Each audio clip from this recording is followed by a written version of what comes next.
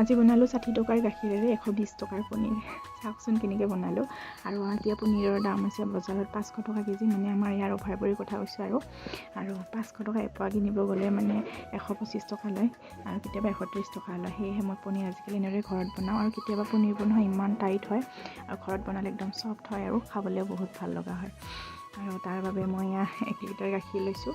আৰু আমাৰ গাখীৰবোৰ যিহেতু কিনা, ঘৰৰ গাখীৰ হ'লে 1 লিটাৰ গাখীৰত ভালেখিনি পনীৰে হয়, 300 গ্ৰামেই হয়। যিহেতু আমাৰ কিনা গাখীৰ, সেয়েহে অকণমান পনীৰ অকণমান কমেই ওলায় আৰু এপোৱা ওলায় আৰু যেনে তেনে। মই মানে জুখি চাইছিলোঁ। আৰু তাৰপিছত ধুনীয়াকৈ গাখীৰ 1 লিটাৰ লৈ মই গৰম হ'বলৈ দিলোঁ।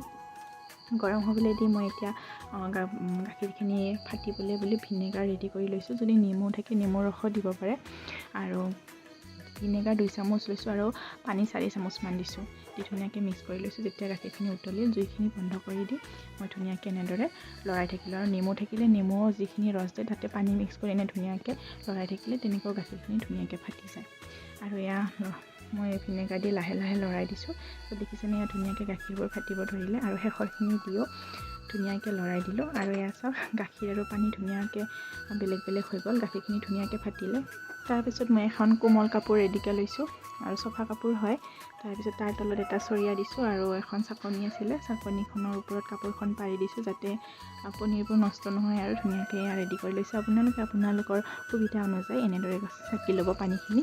তাৰপিছত মই যিহেতু ভিনেগাৰ দি ফাটিছিলোঁ, মানে গাখীৰখিনি ফটাইছিলোঁ, সেইকাৰণে ধুনীয়াকৈ ধুই লৈছোঁ। ভিনেগাৰৰ এটা গোন্ধ থাকে আৰু গোন্ধটো যোৱালৈকে ধুলোঁ ধুনীয়াকৈ। তাৰপিছত টোপোলা এটা বান্ধি অকণমান ওজন দি থ'ব লাগে। মই বেচিনৰ ছাইডতে দি থৈছোঁ মোৰ সুবিধা অনুযায়ী। আপোনালোকৰ সুবিধা অনুযায়ী সেনেকুৱা জেগাত থৈ দিব। তাত যিহেতু ওজন অকল শিল বুলিয়ে নহয়, যিকোনো ওজনে দিব পাৰে। কুকাৰ এটাত পানী থৈও তেনেকৈও থ'ব পাৰে। ওজন দিলে 1 ঘণ্টামানৰ ভিতৰতে ধুনীয়া পনীৰ ৰেডি হৈ যায়। আৰু মই যিটো ভিডিঅ'টো ৰাতি কৰিছিলোঁ, পনীৰখিনি বনাই মই 1 ঘণ্টামান ৰাখিয়ে ফ্ৰিজত থৈ দিছিলোঁ। আৰু দেখিছেনে কি ধুনীয়া চফ্ট নৰম হৈছে। মই আপোনালোকক কাটিও দেখুৱাইছোঁ।